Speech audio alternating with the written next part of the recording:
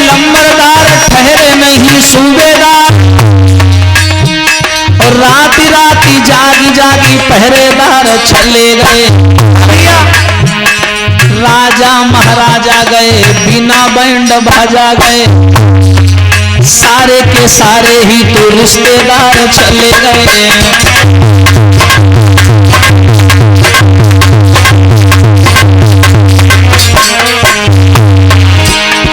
लेकिन भैया पागल दीवाने गए, नए और पुराने गए, दुखी और सुखी गए, छोड़ हर खुशी गए, सारे के सारे ही तो रिश्तेदार चले गए।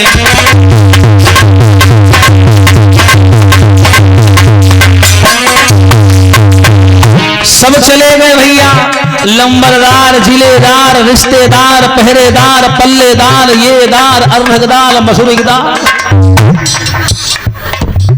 सब चले गए।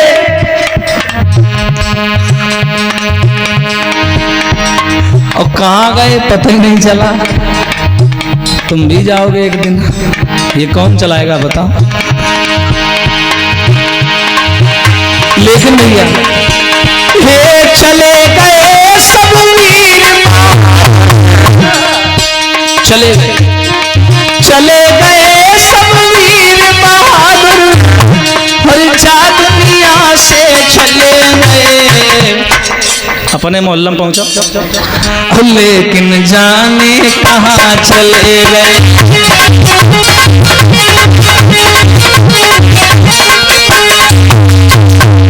लंबरदार, जिलेदार, सूबेदार जो आया वो चला गया, और पता ही नहीं चला कहाँ चले गए। उनके जाने के बाद ना तो उनको मोबाइल नंबर लगा, ना उनका कभी मैसेज आया, जाने कौन नाम में चले गए, सब चले गए। और ये कोई नई बात नहीं है भैया, आया है सो जाएगा राजा रंक फकीर, और कोई सिंहासन चढ़ चला कोई बांधा जाए जंजीर। इतना ही अंतर होता है, कोई हंसता हंसता जाता है, कोई मार खाते हुए जाता है, यही अंतर है। तो संसार में लोग सुख की खोज में घूम रहे, लेकिन यहाँ सुख थोड़ी ना है। देखा होगा आप लोगों ने, इंसान की जिंदगी में कभी ऐसा पल आता है कि बड़ा खुशी होता है। हाँ, पैसा आ गया तो कोई मार्केट हो जाए, ये खरीदा है, वो खरीद रहा है, ये करे आए, वो करे आए। लेकिन देखा होगा 24 घंटे के बाद में कोई हादसा हो जाता है, फिर सबका मुंह बन जाता है, फिर सब दुखी हो जाते हैं। मतलब सबसे ज्यादा आदमी के जीवन से अगर कोई जुड़ा है तो वो है दुख, सुख नहीं है। तो दुख को अपनाओ। इंसान मुसीबतों से जितना दूर भागता है, मुसीबतें उतनी उसके पीछे जाती हैं। और ऐसे ही रिश्ते नाते हैं भैया, तुम जिसको जितना इज्जत दोगे, जितना जिसके पीछे भागोगे, वो तुमसे उतना ही दूर भागेगा। याद रखना, अगर हर चीज को अपने पीछे घुमाना है तो समझ लो एक काम करना, ध्यान देना बंद कर दो। वो क्या कर रहा है, क्या नहीं कर रहा है, कहाँ जा रहा है, किससे बोल रहा है, मतलब ही ना रखो, वो अपने आप तुम्हारे पीछे आ जाएगा। लेकिन अगर उससे पास में जाने की कोशिश करोगे, उससे दूर भागने की कोशिश करोगे, तो जितना दूर भागोगे वो उतनी तुम्हारे पीछे आएगा। इसलिए दुख को अपनाओ, ये सब उसकी देन है। दुख भी हमें प्यारे हैं और सुख भी हमें प्यारे हैं, और छोड़ूं मैं किसे भगवन, दोनों ही तुम्हारे। कहाँ जाओगे छोड़ के बताओ, जब सुख भी उनका है, दुख भी उनका है, सब कुछ उनका है, तो कहाँ जाओगे।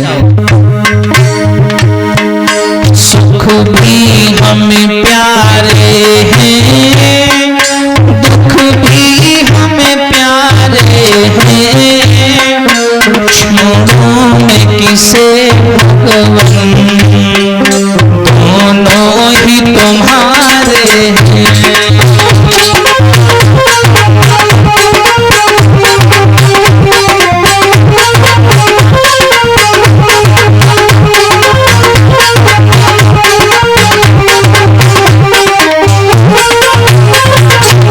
लेकिन जरा देखो भैया,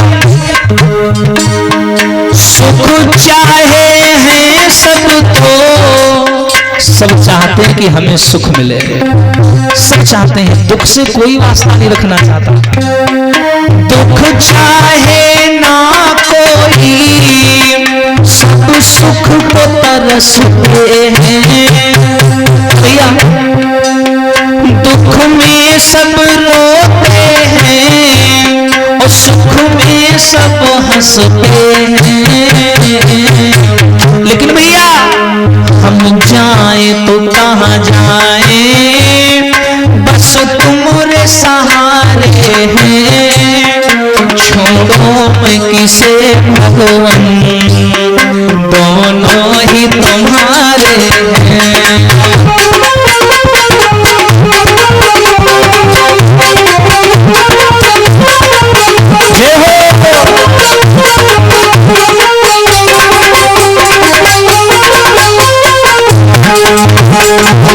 सुख भी हमें प्यारे हैं और दुख भी प्यारे हैं। छोड़ो मैं किसे भगवान, दोनों ही तुम्हारे हैं। सुख की खोज में प्राणी घूम रहा है, लेकिन प्राणी को पता ही नहीं है कि वास्तव में असली सुख कौन है। मालूम है असली सुख कौन है? मेरी माताओं, रामायण में भागवत में 7 प्रकार के सुख बताए गए हैं, 7, जिनमें से पहला सुख जानते हो कौन सा है? ध्यान से सुनना कि पहलो सुख निरोगी काया और दूजे सुख घरमा होए माया। पहला सुख देखो कितना बढ़िया बताया गया। पहला सुख निरोगी काया, शरीर बलवान होना चाहिए, शरीर में किसी प्रकार की बीमारी नहीं होनी चाहिए। लेकिन आपके घर में लाखों की संपत्ति भरी पड़ी है, बड़े अमीर हो, धन दौलत वाले हो, लेकिन भैया अगर शरीर में कोई बीमारी है, कोई कलेश है, तो सब बेकार है। बीमार पड़े हो बिस्तर पर, बढ़िया गाड़ी खड़ी है, बढ़िया बंगला बना है, अच्छा अच्छा घर में खाना बनता है, लेकिन डॉक्टर ने कह दिया कि ये चीजें तुम्हें नहीं खाना है। पड़े हो बिस्तर पर, चिल्ला रहे हो, मन तो बहुत होता है घूमने जाएं, टहलें, ये करें वो करें, लेकिन सब नहीं कर पा रहे हो। तो इसलिए शरीर से बढ़ के हमारी नजर में और शास्त्रों की निगाह में कोई बड़ा सुख नहीं है। शरीर बढ़िया तो सब बढ़िया। हाँ भैया, और दूजे सुख घर में हो माया। आज के समय में अगर धन संपत्ति नहीं है तो भी गुजारा नहीं होगा भैया। तो शरीर बलवान तो होना ही चाहिए, साथ में संपत्ति भी होनी चाहिए थोड़ी बहुत। तीसरा सुख जानते कौन सा? तीजो सुख सुलक्षण नारी और चौथो सुख सुख आज्ञाकारी। तीसरा सुख है कि नारी सुलक्षण होनी चाहिए। सुलक्षण का मतलब जानते हो? सु माने सुंदर और लक्षण माने आदतें। उसकी आदतें सुंदर होनी चाहिए। नारी वो होती है जो घर को संभाल के चलाए। नारी के ऊपर घर की सारी संपत्ति का भार होता है, पूरे घर की जिम्मेदारी होती है। पुरुष तो बेचारा बाहर के काम देखता है। एक नारी चह जाए तो माताओं बिगड़े हुए घर को स्वर्ग बना दे, और वही नारी चह जाए तो अच्छे खासे घर को नरक बना दे। याद रखना, नारी को घर की संपत्ति क्यों बोला गया? नारी घर की लक्ष्मी मानी जाती है, और वो जो ठान लेती वो करके मानती है। क्यों? नारी जो करे सो करी छोड़े। ध्यान देना भैया, नारी जो करे सो करी छोड़े।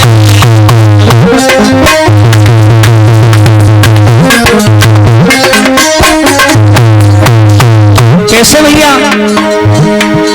वही अमीर को फकीर बनाई दे, जो भरे भाड़ फोड़, और वही फकीर को अमीर बनाई दे, जो कड़ कड़ जोड़े। नारी जो करे सो करी छोड़े।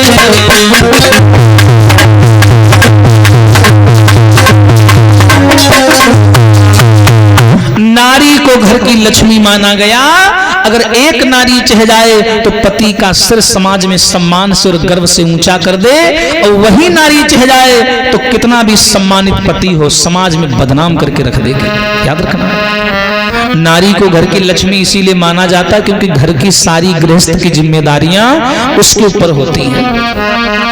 वो चाह जाए तो बच्चों का ऐसा विकास करे कि आने वाले देश की जिम्मेदारी में बच्चे जिम्मेदार बन जाएंगे, और वही नारी चाह जाए तो अपने बच्चों को ऐसा बिगाड़ दे कि आने वाली पीढ़ियां कांपती रह जाएंगी, 4 गांव में बदनामी होगी। नारी के ऊपर सब कुछ निर्भर है, इसलिए नारी भी सुलक्षण होनी चाहिए। हाँ, पति तो पैसे बर्बाद करता है, कहीं जुआ खेला, कहीं शराब पिया, लेकिन नारी अगर समझदार है तो पति को आराम से समझा बुझा करके उन पैसों की बचत कर सकती है। समझ। लेकिन बहुत ऐसी होती हैं जो खुद ही उड़ा रही हैं, तुम इधर से ला रहे, वे भोर हुआ नहीं पर्स टांगे खड़ी है, रनिया में था और इधर से आ रहा उधर से जा रहा, जय हो दुर्गा भवानी, कोई फायदा नहीं है। तो नारी भी सुलक्षण होनी चाहिए। और देखो चौथा सुख, सुत आज्ञाकारी। चौथा सुख है माताओं, बेटा जो होना आपका वो आज्ञाकारी होना चाहिए। तुम कितने भी पैसा वाले बने रहो, अगर मान के चलो एक बाप है, बड़ी संपत्ति है उसके पास में, समाज में बैठा है अपने बुजुर्गों के पास, गली से बेटा निकला तो पिताजी बोले ऐसा करो बेटा वहां चले जाओ, थोड़ा एक काम है वो करी आओ। अगर लड़के ने वहां पर ये कह दिया सबके सामने पिताजी मैं चला जाऊंगा, तो बाप का सिर ऊंचा हो जाता है। गांव वाले कहते हैं देखो भैया आपका बेटा बड़ी अच्छी बात मानता है आपकी, लेकिन वहीं अगर बेटा पलट के जवाब दे दे कि मैं नहीं जाऊंगा, तो तुम कितने भी बड़े पैसे वाले बने रहो, समाज में तुम्हारा सिर झुक जाएगा, याद रखना। इसलिए बेटा आज्ञाकारी होना चाहिए। कहीं समाज में पिता बैठा है और एक इशारा कर दे कि बेटा जाओ यहां से, तो तुरंत बेटा को उठ के चला आना चाहिए। और अगर ऐसा बेटा नहीं करता है और पिता के खिलाफ जाता है तो ऐसी औलाद को चुल्लू और पानी में डूब के मर जाना चाहिए।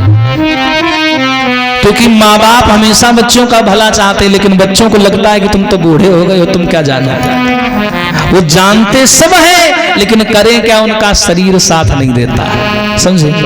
इसीलिए इस मन को समझाओ और इस मन से कहो क्या, अरे मन मुसाफिर और निकलना पड़ेगा, और काया कुटी खाली करना पड़ेगा। अरे मन मुसाफिर निकलना पड़ेगा, हर काया कुटी खाली करना पड़ेगा।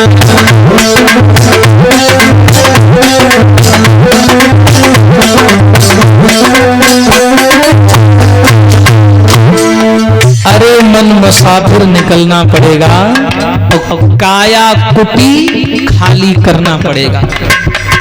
देखो कथा वही है जो आदमी की समझ में आए, नहीं तो कथा व्यथा बन जाती है। पता चले हम तो बिना मतलब पड़ा जैसे चिल्ला रहे हैं और तुम खोपड़ी खजवा रहे आए आए कर रहे हैं, तो क्या फायदा हमारे चिल्लाने का। कथा वही है जो एक एक शब्द आदमी की भावनाओं से होकर के गुजरे और समझ में आए। हाँ भैया, इस मन से ये मन ही तो सबसे खतरनाक है। कर्म प्रधान का जो मालिक है ये मन है, सब कुछ ही करवाता है। हाथ तो ये जरिया बन जाते हैं, जरिया। आएगा नोटिस जमानत ना होगी, पल्ले में घर कुछ अमानत ना होगी। जैसे आज कल कोई तुम केस कर दो, मर्डर कर दो, किसी का कत्ल कर दो, तो घर पर नोटिस आती है कि होश में हो जाओगे तो टांग ले जाएंगे तुमको थाने से। ऐसे ही जब आदमी का समय आता है तो नोटिस आती है कि होश में आ जाओ, अगले महीने आ रहे हैं तुमको भैंसा से लेने हैं। हाँ, नोटिस आती है, और नोटिस आएगा तो जमानत नहीं होगी। क्यों नहीं होगी? अगर पल्ले में अगर कुछ अमानत ना होगी। अगर कोई केस कर आओ तुम, अगर जेब में पैसा है तो पैसा फेंको और निकल आओ बाहर। कितने गंदे काम करो तुम, पैसे का सारा खेल। और वही वहां चलेगा, वहां भी अमानत मांगी जाएगी, लेकिन वहां पैसा नहीं आएगा काम। वहां जो आपने जीवन में अच्छे काम किए हैं, दीन दुखियों का साथ दिया है, यही बस अमानत मांगी जाएगी।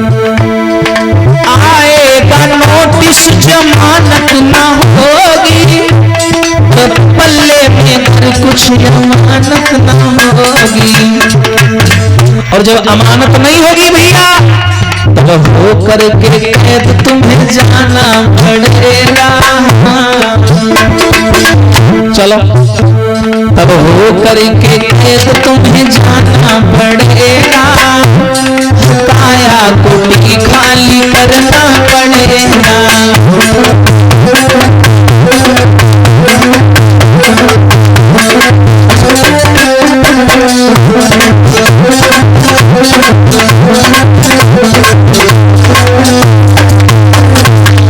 लेकिन भैया सबसे बड़ी बात जानते हो क्या है? चमड़े के कमरे को तू क्या संभाले, चमड़े के कमरे को। अगर संसार में देखा जाए, वास्तविकता की ओर ध्यान दिया जाए, तो सारे प्रेम रिश्ते नाते व्यवहार से खाल के हैं भैया, खाल के।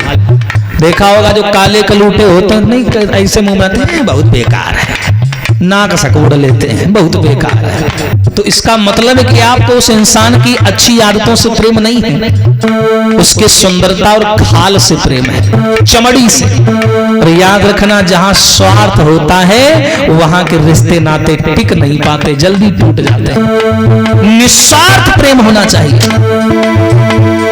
चमड़े के कमरे को तू क्या संभाले, और किसी दिन तुझे घर का मालिक निकाले। और जब वो मालिक निकालेगा तब इसका किराया तुम्हें भरना पड़ेगा, तो इसका किराया तुम्हें भरना पड़ेगा। हर काया कुटी खाली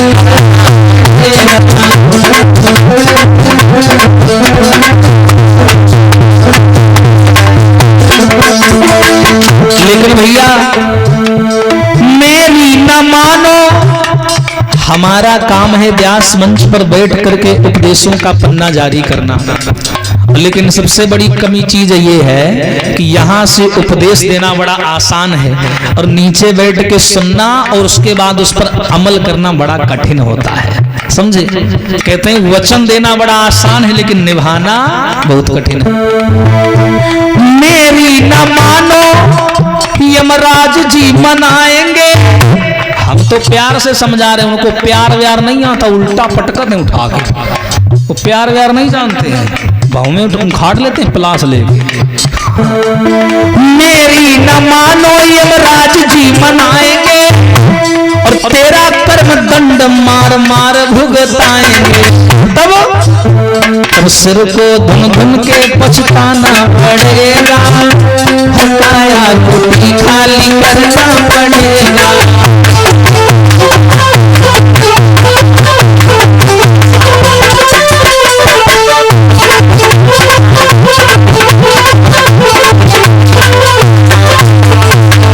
अरे मन मुसाफिर निकलना पड़ेगा, काया कुटी खाली करना पड़ेगा।